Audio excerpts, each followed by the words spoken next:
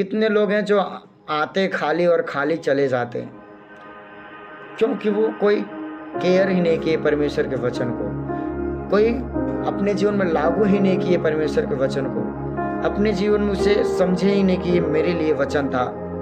अगर मैं ऐसे करता तो मेरे जीवन में बदलाव होता, अगर मैं इस वचन को मानता तो मेरे जीवन में बदलाव होता, परमेश्वर काम करते। और फिर हम बाद में हैरान होते, प्रभु हम संगति भी कर रहे हैं, क्यों ऐसा हो रहा है।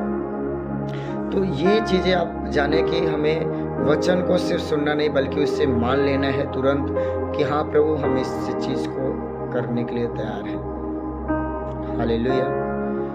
क्योंकि आशीष का वारिस हमें ठहराया परमेश्वर।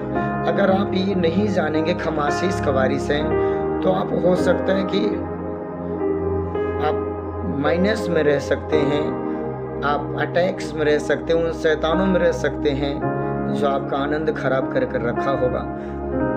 आप प्रभु में होंगे लेकिन शैतान आपके आशीष चुरा कर रखा होगा, इसलिए कि आप आशीष का वारिस तो हैं लेकिन आशीष नहीं दिख रही है। आशीष दिखती जब वचन आप उसे लागू कर लेते हो वो आशीष में बदल जाता, क्योंकि वचन परमेश्वर का जीवित और प्रबल है और दो धारी तलवार से भी बहुत चोखा है। ये हर एक हालात को बदलने के लिए सामर्थी है, हर एक बड़ी से बड़ी दीवार तोड़ने के लिए, उसे ढाने के लिए ये सहमत है और ये सामर्थी है परमेश्वर का वचन।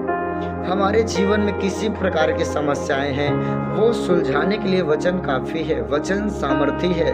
हमारा मैटर किसी प्रकार से है, वो वचन हमारे जीवन में हम उसे पकड़ें और उस पर चले, ये वचन सामर्थी है कि हमारे जीवन को बदले, हमारे मैटर को सॉल्व करे, हमारे बीमारी को हमारे जीवन से ख़त्म करे, वो बदलाव को लाए जो हम बदलाव देखना चाहते हैं।